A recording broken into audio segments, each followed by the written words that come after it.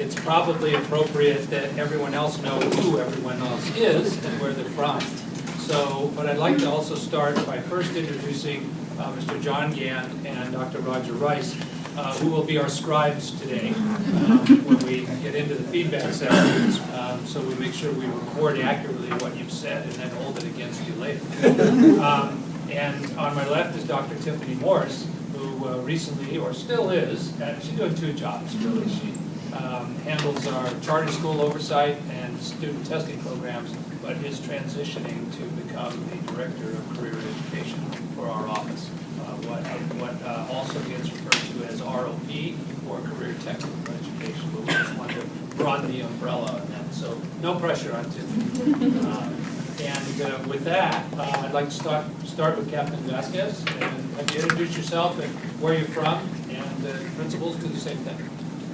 Okay, Captain Larry Vasquez. I'm at Naval Base Ventura County, and I don't know if you meant from as in where I grew up. Or what are you doing now? What am I doing now? Okay, so I'm obviously with the Navy base, and had an incredible opportunity today. I did not know. I'm usually telling people about the Navy base, so it was great to see the other perspective on everything that's happening in our schools. We're looking forward to hearing more. Questions? And I'm Robert Wisman, principal of the ROP. And interestingly enough, asking where he came from originally, we're all three New Yorkers. So we had a great day We're going to split them up. It was very loud and we talked with our hands. Very fast. And like I said, you could take the boy out of Brooklyn, but you never take him Brooklyn out of the boy. My name is Bob Allen, and I'm from KADYTV.com, local internet television. I'm Kristen Hardy. I'm the principal at Triton Academy.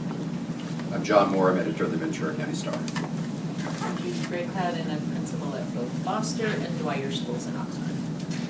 I'm Monica White. I'm the Director of Marketing at the Ventura County Star and also a board member of the Star Education Foundation.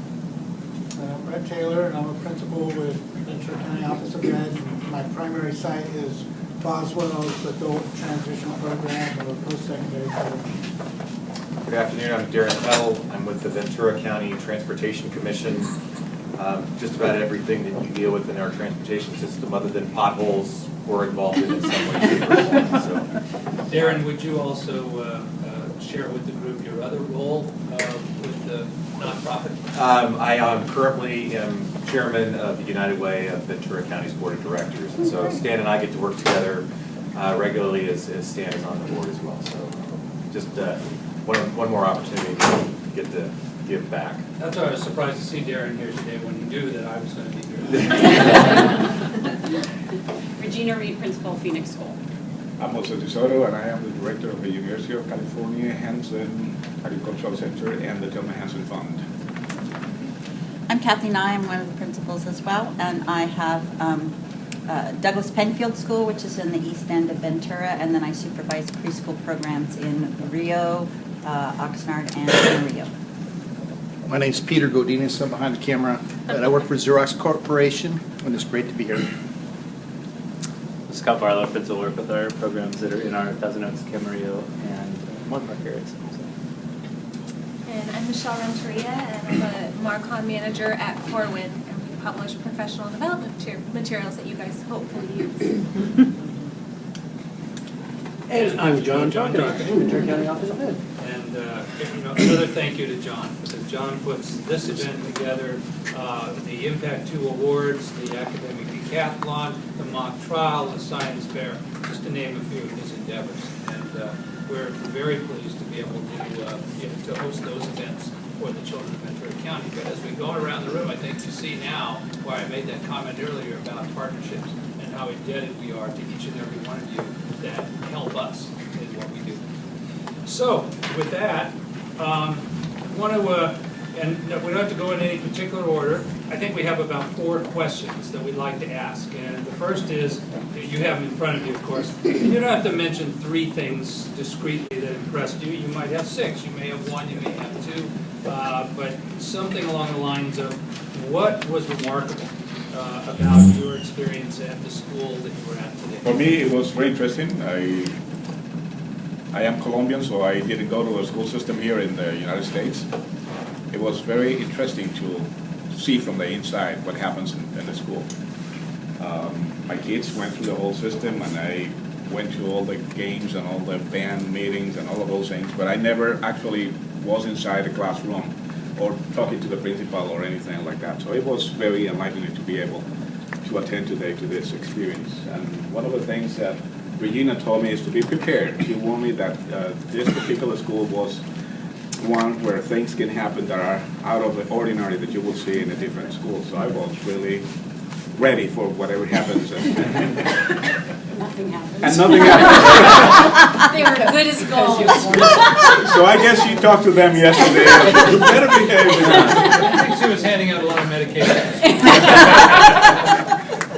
So nothing happened. But in addition to that, I think one of the things that most impressed me is the ability of the teachers to be calm at all times. They were really, you could see that they were in control of what was going on in the classroom, that no matter what was happening, they knew how to react. They were very caring.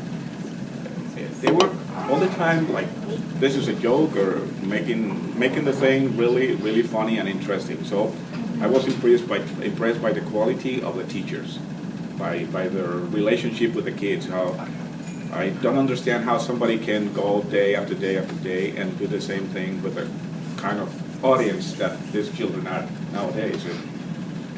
You need to be a very special person. So I believe your teachers are really that special person. So for me, it was really interesting. I was amazed about the scope and the diversity of the programs, from a nursing program to a dental program. Kind of creeped me out walking in with them. And you had everything there, so it was very hands-on. And even the TV production and auto shop, which that's what I was expecting. I didn't expect dental, x-ray machines, nursing focus, so that was pretty impressive. I wasn't even aware that there was a post-secondary program. I come from a family of educators, all mainstream educator, high school teachers, that type of thing. But Brett was able to share with me at Boswell, and these are all young men and women. They're 18 to 20. They're graduating in 22. I just had absolutely no idea. When they say graduating, it's not like they're graduating a mainstream high school. They're graduating into a life that is completely foreign to anything that we could ever imagine. And this was you hear about some of the things that are being taught of just basic life skills. My brother has helped as a high school teacher, has helped some significantly special needs kids, but nothing what I experienced today. And the comments that were mentioned earlier about the nature of the teachers, I mean, it does take a special person to work with kids that, and young adults that can't take care of themselves and are being taught how to do that. It was something that I was completely unaware of. So it was, for me, it's part of this community that we have to have. Didn't even know it was being served. At Access Moore Park, and I think one of the things that impressed me during the day is the range of education and support and services that is provided, because I too wasn't aware of all that is provided. When I think of education, I think of the mainstream general education, and to know that it's not just one or two sites that we have throughout the county, but it's multiple sites, and it was impressive. And I think the other thing that impressed me is that how much is done with, I know how little we have. As a society in general, everyone's doing more with less. And to see that we're still able to do these services, and to hear, at Access Moore Park that they're going to be expanding the program next year and having a larger student body and more staff, it's encouraging. Well, I got to sit in on a IEP meeting. Is it good with that acronym? I was. What is that? What is that? Oh, individual educational program. Good. Wow, you get it, Dave.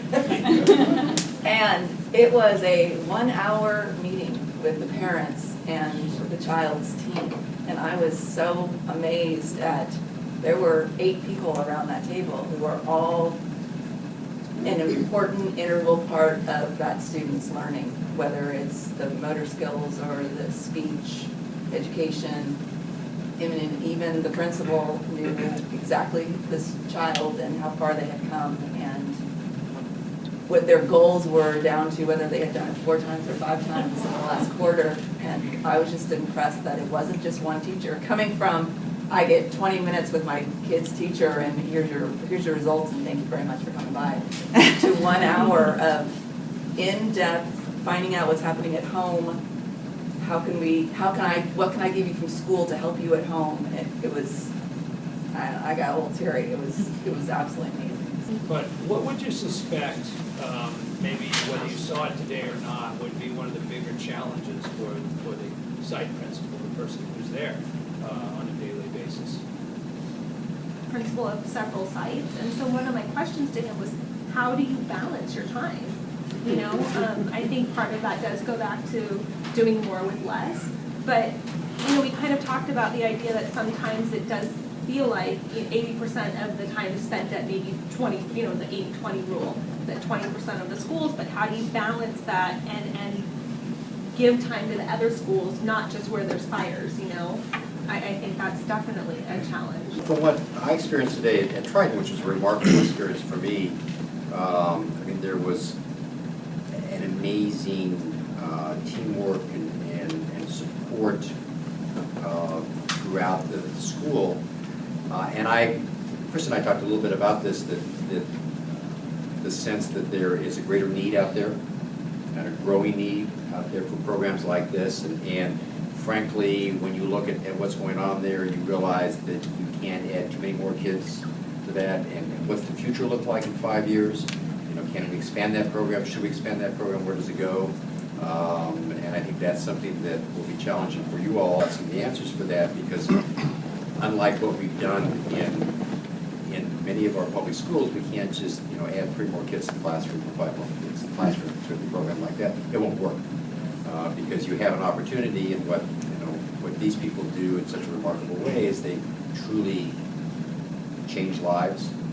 They don't just teach; they actually change lives, and that's the outcome that you want. And I think sustaining that with a growing demand and the need for that is going to be very difficult. But the thing that I saw today was some of our brighter students getting an opportunity that, due to budget cuts, has been eliminated from most of the schools. And that's like shops and, you know, all of those things. So to see us giving some of the students, I'm going to say, a major advantage over the traditional teaching elements were quite enlightening to them. This next question is one that I really like, and yet it's something that I wish I could ask each of you after you've had more time to reflect. But what kind of a takeaway do you think you can have from today's experience that you might apply, whether it's in your profession or in your own life? Thoughts on that? Brett and I talked about the fact that the accident of us being put together was the fact that many of the students need to access public transportation. How do you utilize, and I suspect many of the students that all of you work with on a daily basis, we've been trying to touch young people more and more from a transportation perspective and using transit. This is something we produced. It's reassuring that we're going down the right path to try to, how do we connect more with young people to use public transportation, because they're inclined to do it more so than prior generations. And so I emptied the box of student rider guides we had at the office and dropped them off, and he's going to take them back. And well, it may be, again, we're dealing with students that are 18 to 22. This was produced by generally high school kids, so it's for these students that we saw today, this is way over their head in a lot of cases. In some cases they'll be able to pick up, but it's for the teachers and the families that are trying to get these young people to live a life. So it was just, it's like, okay, we're doing some things the way we should be doing. The Start Education Foundation provides, in the past we have provided free newspapers to all the schools. and we changed that to an electronic edition. And a lot of what we had talked about was that we didn't think that the schools were technologically advanced enough for the e-edition. And I saw my first smartboard today, so I'd heard about them, and wow, those are fantastic.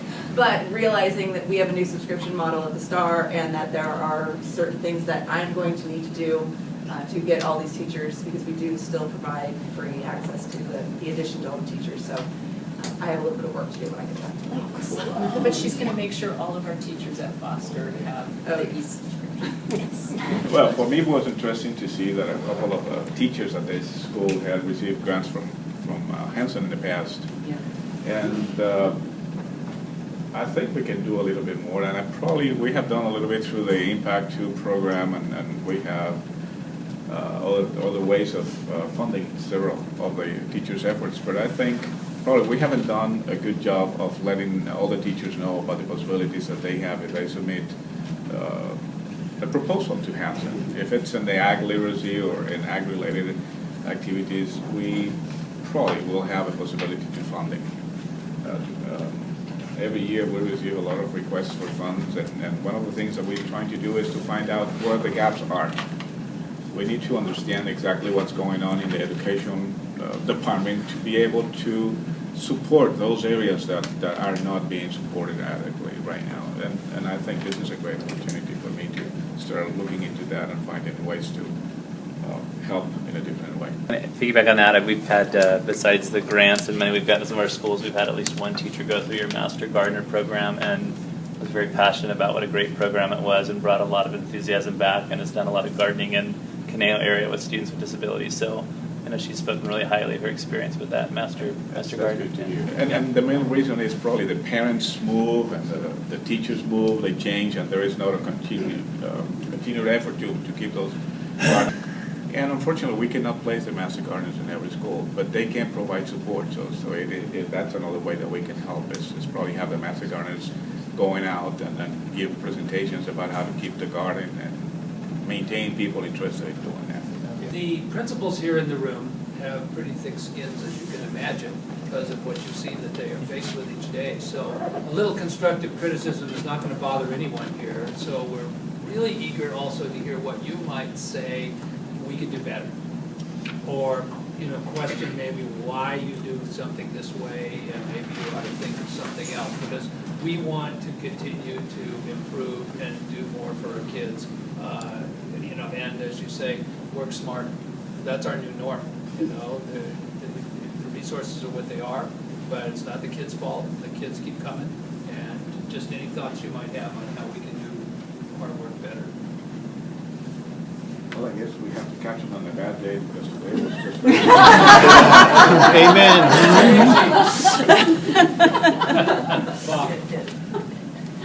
I think, as I see, and I am on a committee at the Oxnard College Community Outreach, and to me, that's the thing that, as educators, I think if you go out and get more business people to come in and throw in the ideas, okay, and really create a public-private partnership, okay, which now, because of budget restrictions, is even going to be much easier to develop.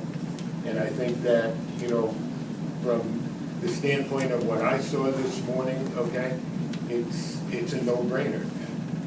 I know that having to deal with faculty, and at least with the students we have, it takes a really special person to work with these 18 to 20-year-olds that are, again, just transitioning into life. However, it can be made, at least with my experience with this principal, the more flexibility in ensuring that the teachers that are at that campus, at that school, are fitting what it is that is his vision is key. I think you've been on the campus how many years? 3.5, 4 years? Yeah, and you inherit people. We all inherit people. But I suspect that at this point we're dealing with a lot of changes and retirements as boomers retire, giving principals the greatest level of latitude to set that vision, which includes that staff, if it's feasible within the confines of rules and regulations, and you're from at the highest levels. That's my encouragement, because I was amazed, all morning. And it is absolutely doable. And like many of you in your own organizations, you probably read books, you go to seminars, and we had been doing a lot of work in the realm of fixed versus growth mindsets. You know, getting out of yourself and thinking about what is possible, as opposed to, you know, what you've always done. And, you know, we never let up on that, because I think, and our relationship with our bargaining units, by the way, is a very good one. It's very collegial, because we all embrace the same things. And when you can talk about your shared interests, it makes it a lot easier. So we're able to, I think, affect that kind of movement a lot better than maybe a lot of larger organizations to the south. Anyway, again, I'd like to thank everybody. I can't thank you enough for donating your time, and hopefully this was a great experience for you. What I didn't do when I introduced our scribes was tell you what they do. John Gann is our Assistant Superintendent of Special Education. That comprises almost over 40% of our entire budget and our entire workforce. So it's a huge undertaking of ours. And Dr. Roger Rice is our Associate Superintendent of all the student programs, whether it be special education, court and community school, or career education. And maybe a few other things. Thank you.